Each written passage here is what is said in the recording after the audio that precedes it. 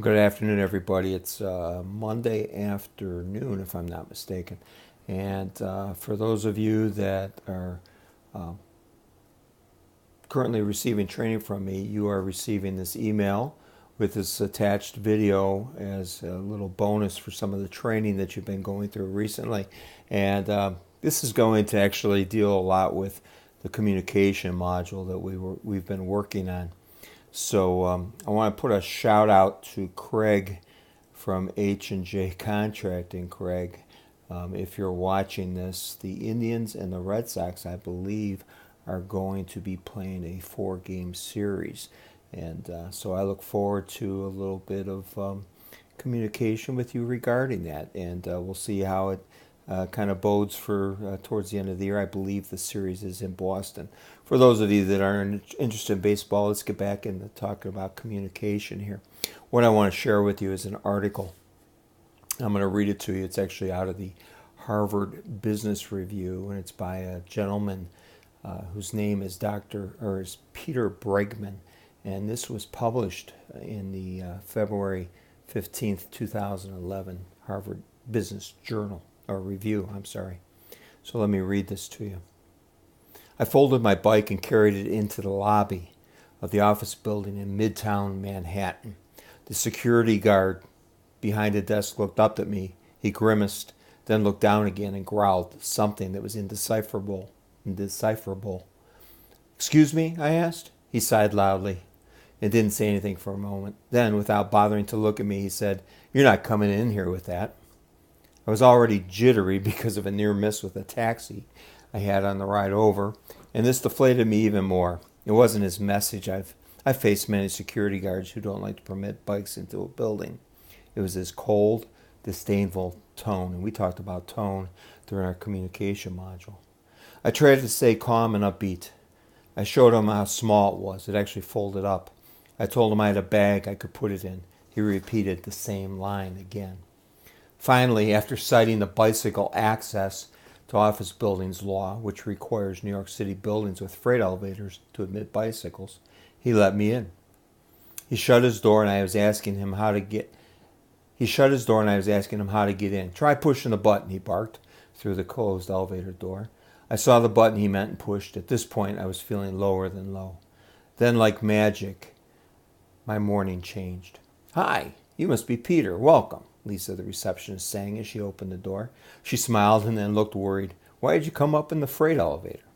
I explained my morning and she frowned emphatically. "I'm sorry, that's terrible. Here, let me take your bike."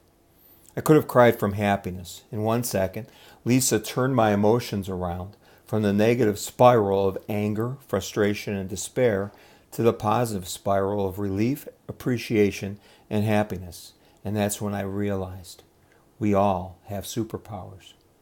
We can make people feel good or bad by a simple thing as a gesture, an expression, a word, or even the tone of our voice. But wait, can I really blame my grumpiness on you? Isn't each person responsible for his or her own mood? Sorry about that. Here's what we know. Like the common cold, emotions are contagious. Carolyn Bartel at New York University and Richard Saavedra at the University of Michigan studied 70 work groups across a variety of industries and found that people who worked together, ended up sharing moods, good and bad, because moods converge. This is particularly important, and so we have teams, don't we? This is particularly important to understand for people in positions of authority, because leaders, more than anyone, set and spread the mood. If you've ever worked in an office, you know this from experience. If the boss is in a bad mood, conflicts increase. If she's in a good mood, people lighten up. Does that mean we aren't responsible if we snap at someone in the hallway? That it's really the fault of the guy who bumped into us on the subway and didn't apologize? Look at it this way. If you catch a cold from someone, does that mean you can go around sneezing on everyone else? You might be able to blame your mood on someone else, but you're still responsible for what you pass to others. Nevertheless, it's hard to completely avoid infecting others when you have a cold. Several years ago, I was asked to coach Renee, a senior manager in a retail company, who was receiving feedback that was too harsh with her employees, that she was too harsh with her employees. She often raised her voice, criticized them mercilessly for mistakes, and humiliated them for not knowing things. When I spoke to others in the office, I found out that the CEO to whom Renee reported treated his direct reports the same way. He was short-tempered, yelled a lot, and demanded perfection from others. I'm sure he was perfect. That didn't make it okay for Renee to treat her direct reports that way. It just made it harder for her not to, which is a problem for the business because mood affects performance.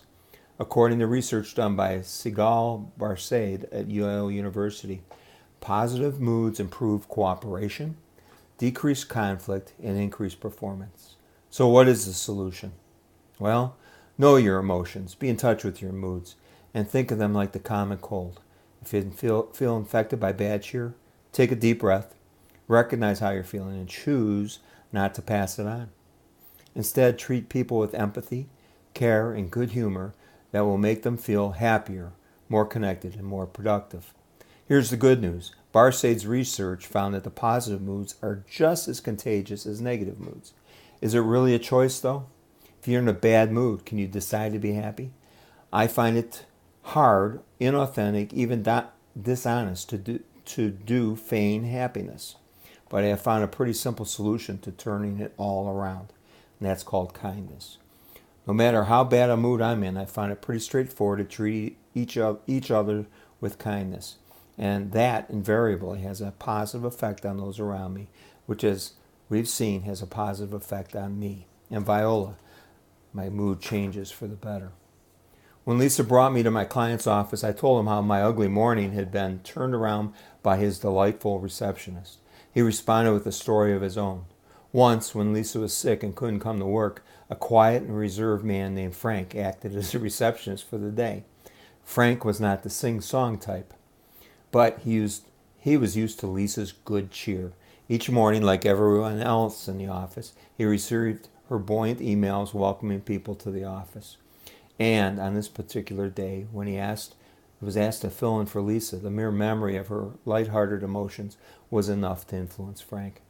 First thing that morning, on his own initiative, Frank wrote an email to the whole office that read, "It's pizza for lunch. I hope everyone has a happy day."